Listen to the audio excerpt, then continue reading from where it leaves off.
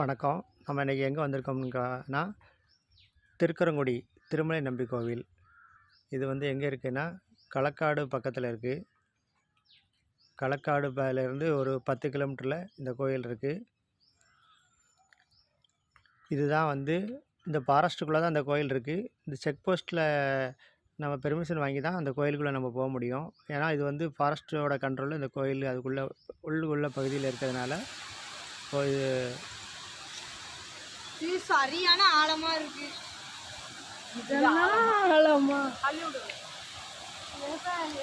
இது வந்து நம்ம ஃபாரஸ்ட் பக்கத்தில் இந்த தடுப்பணை இருக்குது.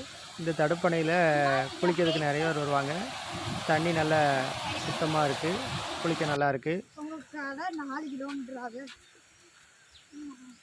குளிக்க வர்றவங்களுக்கு வந்து கட்டணமாக 30 ரூபா வசூலிக்காங்க. கோயிலுக்கு போகிறவங்களுக்கு இலவசமாக பணம் எதுவும் இது பண்ண தேவையில்லை, இலவசம்தான். இது வந்து கோயிலுக்கு போகக்கூடிய பாதை.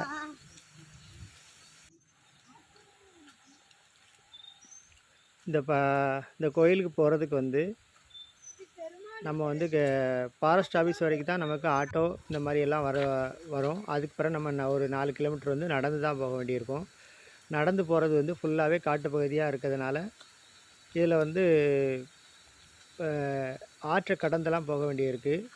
அதனால் எல்லா நேரமும் அனுமதி கிடைக்காது. மழை காலத்தில் இந்த இடத்துல வந்து தடுப்புகளை வந்து தரைப்பாலங்கள் வழியாக ஆறு கடந்து போகுது. அதனால் வந்து அதில் ஆற்றில் தண்ணி வந்துச்சுன்னா நமக்கு அனுமதி கிடைக்காது. இதுதான் முதல்ல ஒரு ஆற்றுக்கூட பாலம். இந்த பாலத்தில் பாலத்துக்கு அடியில் வந்து ஆறு போகுது. இந்த ஆறுகள் 2 பகுதியாக பிரிஞ்சு ஓடுது. இது ஒரு பகுதி. இது இந்த ஆற்றுப்பாலம்.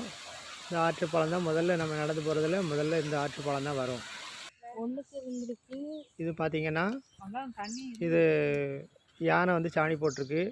இன்றைக்கி நாங்கள் காலையில் வந்து இந்த கோயிலுக்கு வந்து அதிகாலையிலே 6:30 மணிக்கே வந்துட்டோம். செக் போஸ்ட்டில் வந்து 8 மணிக்கு மேலே தான் அனுமதி, அதனால் அனுமதி கிடையாது அப்படின்னு சொல்லிட்டாங்க.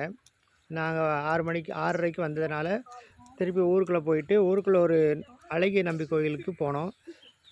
அங்கே தரிசனம் படிச்சுட்டு அதுக்கு அடுத்து வந்து சாப்பிட்டுட்டு அங்கே வந்து ரிட்டன் வந்தோம். வந்து 8:30 மணி ஆச்சு.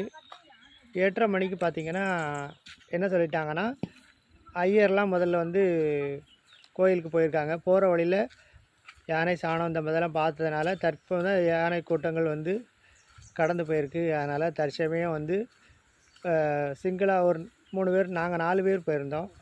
4 பேர் போக அனுமதிக்கலை அவங்க. மொத்தமாக கூட்டமாக யாராவது வந்தாங்கன்னா அதுக்கடுத்து அனுமதி தர்றோம் அப்படின்னு சொன்னாங்க. நாங்கள் அதுக்கடுத்து குளிக்கிறதுக்கு டிக்கெட் வாங்கி அந்த ஆற்றுல குளிச்சுக்கிட்டு இருந்தோம். திருப்பி ஒரு 4 நபர்கள் வந்திருந்தாங்க.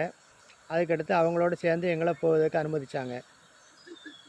பொதுவாக மழைக்காலங்களில் மற்றும் வந்து அனுமதி கிடைக்காது. பொதுவாக வெற்று நாளுகளை தவிர சனிக்கிழமை இந்த கோயிலுக்கு வந்து நிறைய கூட்டங்கள் வரதா சொல்லியிருந்தாங்க. இது வந்து ஒரு சின்ன செக் போஸ்ட்டு. இதில் நாங்கள் போகும்போது யாரும் இல்லை. ரிட்டன் வரும்போது 2 ஆஃபீஸர் இருந்தாங்க, பாதுகாப்புக்காக இருந்திருந்தாங்க. போகும்போது யாரும் இல்லை. இது முதல்ல ஒரு 4 பேர் நடந்து முன்னால் போய்கிட்டு இருந்தாங்க. அதுக்கு பின்னால் நாங்கள் 4 பேர் நடந்து போய்கிட்டு இருக்கோம். அந்த போகிறாங்க இல்லையா, அதாவது இந்த பகுதியில் வந்து நடந்து போக பாதையில் இதுக்கு முன்னால் ஜீப்பெல்லாம் போய்கிட்டு இருந்துச்சான். இந்த ஜீப்பு போவதற்காக தான் இந்த காங்கிரீட் சாலையை வந்து அங்கங்கே செஞ்சுருக்காங்க. ஏன்னா மழை நேரத்தில் அரிப்பு வந்துச்சுன்னா ஜீப்பு வந்து போகிறதுக்கு வாய்ப்பு இல்லை அப்படிங்கிறதுக்காக இது வந்து செஞ்சுருக்காங்க. ஆனால் தற்சமயம் வந்து ஜீப்பு வந்து பக்தர்களுக்கு இப்போதைக்கு அனுமதி கொடுக்கறதில்லை. நான் எல்லாருமே நடந்து தான் போகணும். முன்னால் வந்து 100 ரூபா கட்டணத்தில் ஜீப்பில் கொண்டு போய் கோயிலில் விட்டதாக நிறைய வீடியோவில் நான் பார்த்துருந்தோம். ஆனால் செக் போஸ்ட்டில் போய் விசாரிக்கும்போது தற்சமயம் அந்த மாதிரி வந்து ஜீப் வசதி வந்து நிறுத்தியாச்சு அப்படின்னு சொன்னாங்க. ஃபுல்லாகவே இந்த ஃபாரஸ்ட் பகுதியில் காட்டு பகுதிக்குள்ளே நடந்து போனது ஒரு நல்ல ஒரு அனுபவமாக இருந்துச்சு. இயற்கையான சூழலில் 2 பக்கமுமே வந்து அருவி, ஆற்று பகுதியில் இது ஒரு நல்ல வந்து புளிய மரமாக இருக்குது. நல்லா இருந்துச்சு. நடந்து வர்றவங்களோட இளைப்பாறதுக்கும் கொஞ்சம் தங்கன்னா இங்கனக்குள்ளே இருந்து போகலாம். ஆனால் நாங்கள் எங்கேயுமே தங்கவே இல்லை. இதில் காலையில் வந்து 8 மணியில் இருந்து மதியம் 2 மணி வரைக்கும் இந்த கோயிலில் வந்து சாமி தரிசனம் நடக்குதா சொன்னாங்க. நமக்கு அந்த கோயில் மேப்பில் போட்டிருந்தா அது என்ன சொன்னால் 8 to 12 மணி வரைக்கும், திருப்பி வந்து 5 to 7 மணி வரைக்கும் தரிசனம்ங்கிறது அதில் போட்டிருந்தாங்க. ஆனால் கோயில் பூசாரிகிட்ட விசாரிக்கும் போது அவங்க வந்து 2 மணி வரைக்கும் தான் நாங்கள் இருப்போம் அப்படின்னு சொல்லி சொன்னாங்க. பொதுவாக வந்து சனிக்கிழமைகளில்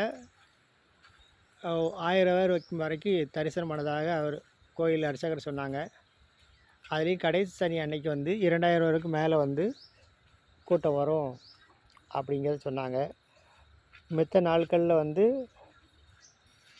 குறைஞ்ச அளவு தான் வந்து ஆட்கள் வருவாங்களாம். ஆனால் இங்கே ஃபாரஸ்ட்டில் வந்து யாராவது உள்ளே வர்றது மாதிரி இருந்தால் அங்கே அர்ச்சகருக்கு வந்து தகவல் சொல்லிடுறாங்க, இந்த மாதிரி வர்றாங்க அப்படின்னு. நாங்கள் போகிறத வந்து அந்த அர்ச்சகர்கிட்ட ஏற்கனவே சொல்லியிருந்திருக்காங்க. ஒரு ஃபேமிலி ஒரு 8 பேர்கிட்ட வர்றாங்க அப்படிங்கிறத சொல்லியிருந்தாங்க. 12 மணிக்கு மேலே வந்து உள்ளே போகிறதுக்கு பெரும்பாலும் அனுமதிக்க முடியாது. ஏன்னா 12 மணிக்கு மேலே வந்து இங்கேருந்து நடக்க ஆரம்பித்தாங்கன்னா அங்கே 2 மணிக்கு ஒரு லேட்டாகி போனாங்கன்னா அவங்க 2 மணிக்கு கீழே வருவாங்க இல்லையா. அதனால் வந்து பெரும்பாலும் அனுமதிக்கிறது கிடையாது.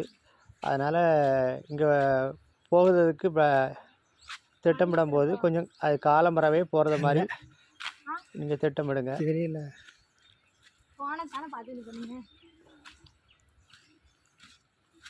வீடியோ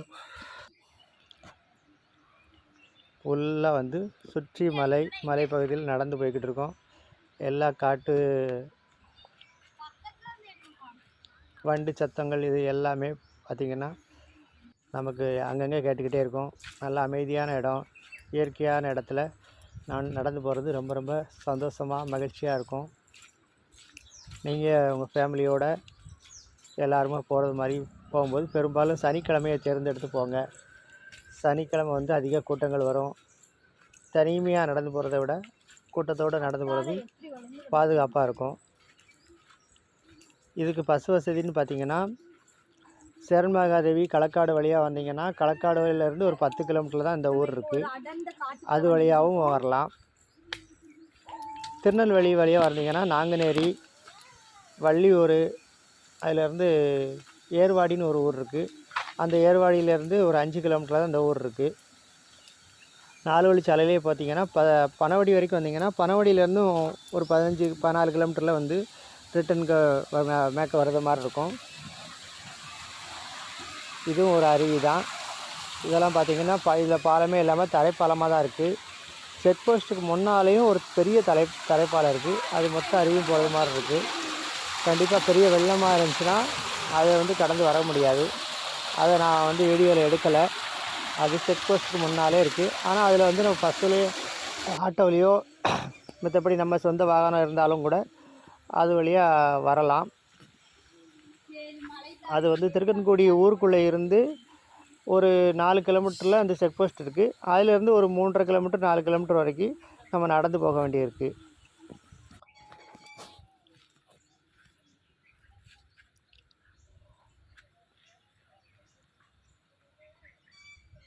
சுற்றி மலைப்பகுதி, மேகக்கூட்டங்கள் மாதிரி பார்க்க ரம்மியமான பாதையாக இருக்குது.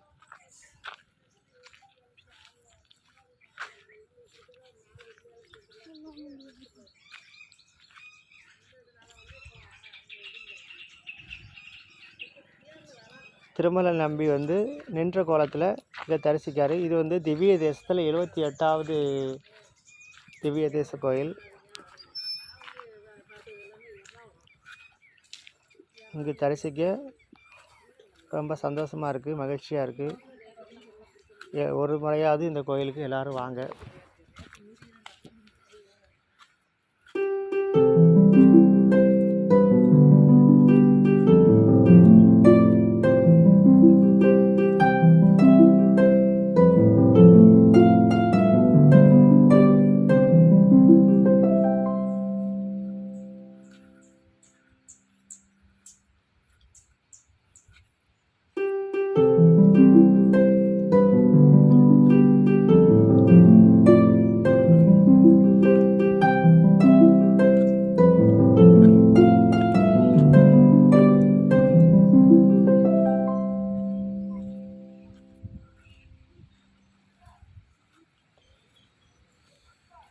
பார்த்திங்கன்னா கோயில் பக்கத்தில் இருக்கக்கூடிய ஃபாரஸ்ட் ஆஃபீஸுக்கு ஒரு பக்கத்தில் இருக்குது.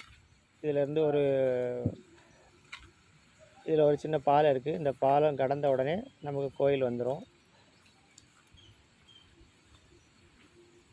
இங்கே வந்து பார்த்திங்கன்னா பெருமாள் கோயில் வந்து உள்ளே இருக்குது.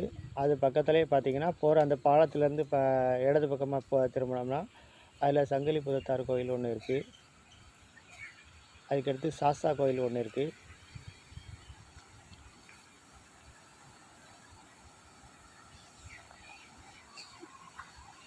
அந்த தெரிஞ்சு பார்த்திங்களா, அதுதான் வந்து நமக்கு திருமலை நம்பி கோவில்.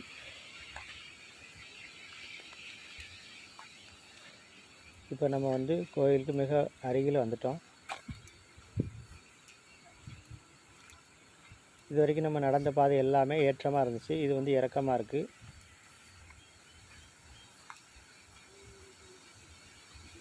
இங்கே வந்து மாமிசம் சமைக்க சாப்பிடுவதற்கு தடை செய்யப்பட்டுள்ளது.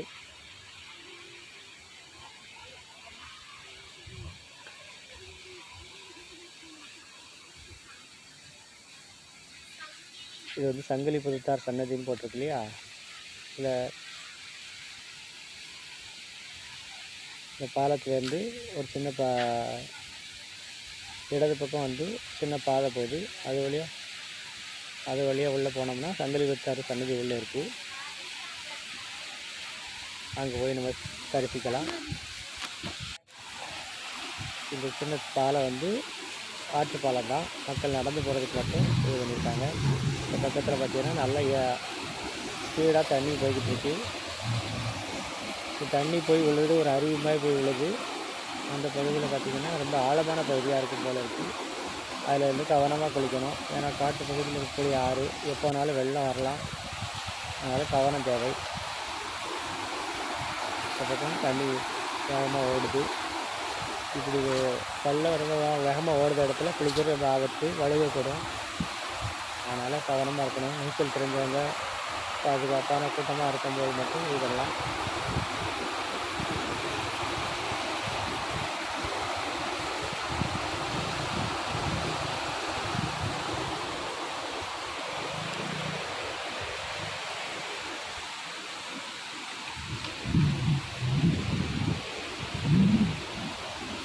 பாறை ரொம்ப அழகாக இருக்குது. இந்த அருவி மாதிரி விழுத இடத்துல பார்த்தீங்கன்னா ஒரு பெரிய அந்த இடத்துல ரொம்ப ஆழமாக இருக்கிற மாதிரி அந்த பகுதி இருக்குது.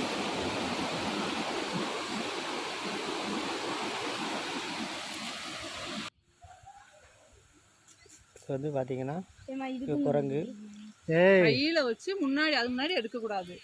ஆயிட்டு இங்கே அசைவம் சமைச்சு சாப்பிடக்கூடாதுன்னு போட்டோம். இதான் வந்து சாஸ்தா கோயில்.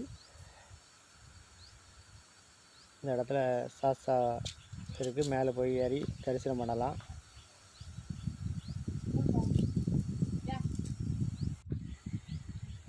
அது என்ன, இங்கே குரங்குகள் அங்கங்கேயும் ஓடி விளையாண்டுக்கிட்டு இருக்கு. நம்ம அதுக்கு ஏதாவது சாப்பிட்றதுக்கு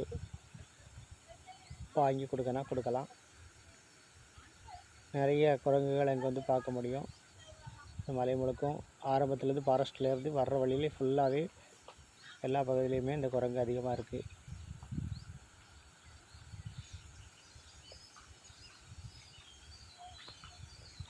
கையில் பை எதுவும் வச்சுருக்காங்க, நம்ம கவனமாக வச்சுக்கிடணும்.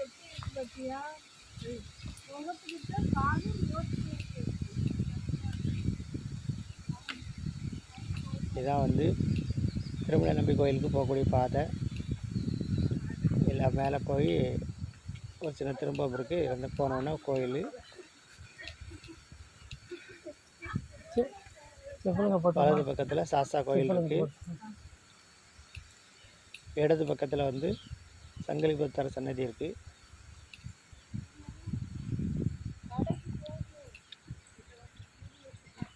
நாங்கள் அங்கே வர்ற வழியிலேயே வந்து செக் போஸ்ட் பக்கத்துலேயே குளிச்சுட்டு தான் அங்கே வந்தோம்.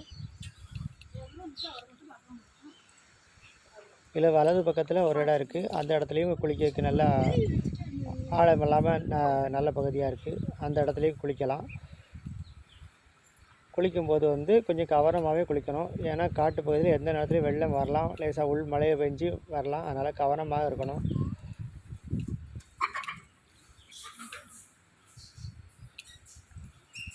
இந்த பகுதியில் போனோம்னா இந்த இடத்துக்கு வந்து அதான் ஒரு ஆற்றுக்கு போகுது.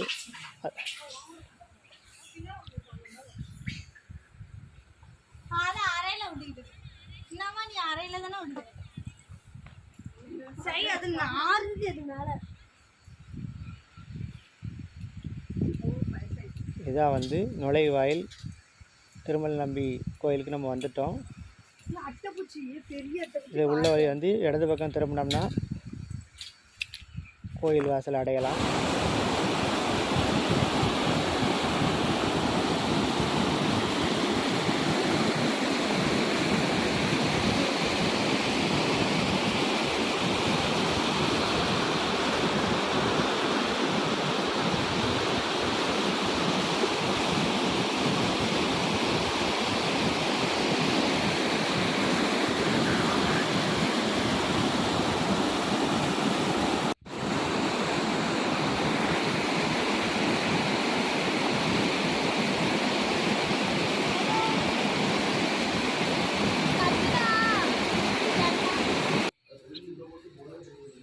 இது இப்போ சாமி தரிசனம் முடிச்சுட்டு வெளியில் வந்துட்டோம். கோயிலில் யாருமே இல்லை, 2 அர்ச்சகர் மட்டும்தான் இருந்தாங்க. ஆள் வரலன்னா ரிட்டர்ன் போயிடுவாங்க உங்களுக்கு இவங்க சீக்கிரம் அடைச்சிட்டு. அதனால் வந்து நல்ல முறையில் தரிசனம் முடிச்சுட்டு திரும்பிட்டோம். நீங்களும் ஒரு முறை வாங்க. பெரும்பாலும் வந்து சனிக்கிழமையில் வாங்க. கடை சனியில் நல்ல கூட்டம் இருக்கும். அதுவும் புரட்டாசி சனிக்கிழமை வந்து மிகப்பெரிய அளவில் வந்து இங்கே வந்து கூட்டங்களோட தரிசிக்காங்க. அதனால் புரட்டாசி சனிக்கிழமை வந்து மிகப்பெரிய கூட்டம் இருக்கும். அந்த மாதிரி வந்தீங்கன்னா